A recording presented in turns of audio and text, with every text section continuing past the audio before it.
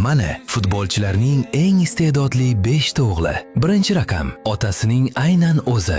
5-o'rinda Enzo Alves, sobiq futbolchi Marseloning o'g'li. U Real yoshlar jamoasida va Ispaniya U17 terma jamoasida hujumchi sifatida o'ynaydi. Tez, aqlli, ajoyib zarbali, tug'ma bombardur. 4-o'rinda Cristiano kichik. U otasining izidan borib Al Nassr yoshlarida hujumchi bo'lib o'ynaydi. Tug'ma gol uruvchi, ajoyib texnika va zo'r bosh bilan o'ynaydi. Yaqinda u Portugaliya U15 terma jamoasida debyut qildi va birinchi gollarni urdi. 3-o'rinda Kay Rooney. U otasi Wayne Rooneyning aniq nusxasi. Birinchi to'liq mavsumida yarim himoyachi bo'lib 56 gol urdi. Uning otasi kabi kuchli zarbasi bor. 2-o'rinda Robinho kichik. Yaqinda Nas Santosda birinchi professional shartnoma imzoladi. U Robinhoning o'yin sifatlarini olgan. Tez, aqlli, ajoyib dribling, xuddi otasi kabi.